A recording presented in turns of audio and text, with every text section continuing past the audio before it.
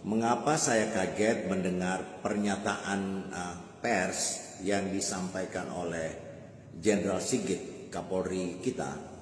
Dia menyampaikan bahwa telah mendapatkan instruksi dari Presiden untuk mengambil langkah tegas menembak seluruh demonstran yang memasuki kawasan asrama polisi. Pak Presiden, polisi ini tidak diperintah saja dia melakukan kekerasan. Polisi tidak diperintah tegas seperti itu saja, dia sudah mampu membunuh warganya. Apalagi mendapatkan perintah seperti itu.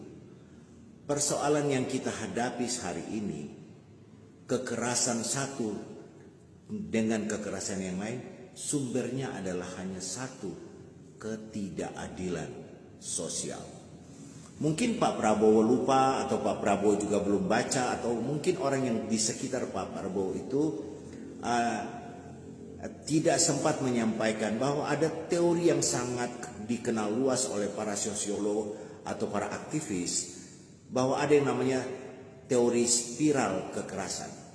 Kekerasan satu akan menimbulkan kekerasan yang lain, dan itu terus dan terus dan terus. Kekerasan akan menimbulkan kekerasan baru. Sumber persoalannya adalah ketidakadilan. Jadi kekerasan itu muncul karena dalam dasarnya adalah ketidakadilan. Ketidakadilan yang dirasakan oleh warga negara yang disebabkan oleh aturan-aturan yang diproduksi oleh sebuah negara, itu biasanya menimbulkan ketidakadilan kolosal. Jadi yang bisa melakukan ketidakadilan secara nasional itu biasanya negara. Hanya negara yang bisa membuat rakyatnya adil, sejahtera, atau juga sebaliknya. Hanya negara. Rakyat sebagai masyarakat biasa, jika mereka tidak mempunyai lagi saluran untuk menyampaikan perasaan mereka, maka biasanya rakyat memilih jalan kekerasan. Ketidakadilan yang dirasakan rakyat mereka luapkan dalam bentuk kekerasan. Dan ini terjadi hari ini. Ketidakadilan yang dirasakan oleh rakyat yang dipertontonkan oleh elit-elit negeri ini, oleh anggota-anggota DPR, oleh pejabat publik yang nari-nari pada saat 17-an, yang nari-nari di ruang DPR. Sementara di satu sisi rakyat berjuang untuk mengais-mais kehidupan mereka, bentuk bertahan hidup. Ini adalah suasana yang sangat jomplang di antara rakyat dengan para elit. Kemudian kondisi ini yang menimbulkan kemarahan publik, dan kemarahan publik mereka tumpahkan di jalan-jalan. Memang demonstrasi yang kemarin ini atau yang sedang berlangsung bisa kita analisa dari berbagai macam perspektif, tetapi sumber persoalannya adalah ketidakadilan.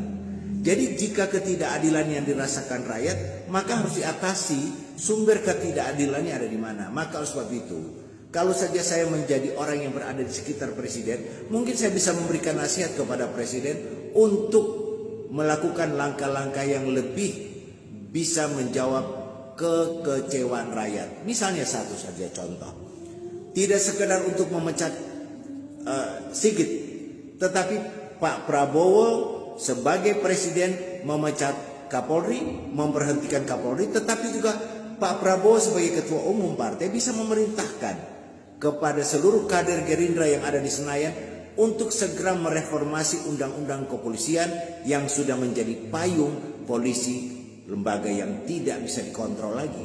Itu yang harus kita revisi.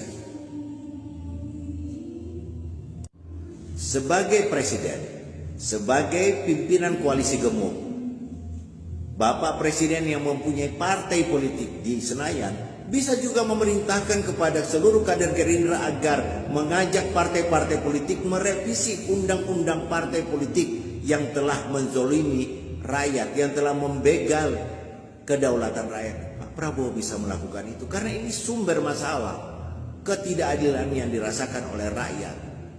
Pak Prabowo juga bisa memerintahkan Gerindra untuk mengambil inisiatif sesegera mungkin untuk membuat undang-undang perampasan aset para koruptor. Pak Prabowo sebagai ketua partai politik bisa memerintahkan apa saja kepada seluruh anggota DPR di Senayan untuk memenuhi tuntutan rakyat. Kalau Pak Prabowo sebagai presiden, sebagai ketua umum partai politik tidak bisa melakukan itu, lalu rakyat ini berharap apa dari seorang presiden?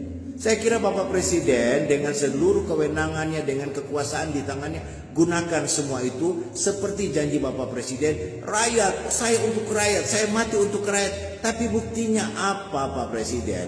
Ini di depan mata berhentikan Sigit, reformasi undang-undang polisi, reformasi undang-undang partai politik, segera terbitkan undang-undang anti korupsi, beri tenggang waktu, cabut pajak-pajak yang kemudian menyengsarakan rakyat, kemudian perintahkan kepada kejaksaan untuk segera memproses pagar laut, untuk memproses ini dan itu, yang kemudian nanti ini presiden, saya pastikan rakyat akan berhenti karena mereka merasa bahwa presiden bersama rakyat. Saya kira ini Pak Presiden, daripada memerintahkan Sigit, Jenderal Sigit untuk bertindak kekerasan, maka lebih baik sumber persoalan ketidakadilan itu yang diatasi oleh Pak Prabowo sebagai presiden dan sebagai ketua umum partai. Satu lagi Pak Presiden, anggota-anggota DPR yang ada di Senayan dari Partai Gerindra terlibat dalam korupsi CSR, berhentikan mereka, bahwa Pak Prabowo mengikuti suara rakyat. Kalau Pak Prabowo juga tidak mengikuti, itu artinya Pak Prabowo menyampaikan untuk rakyat hanya sekedar omon-omon. Salam dan tetap semangat.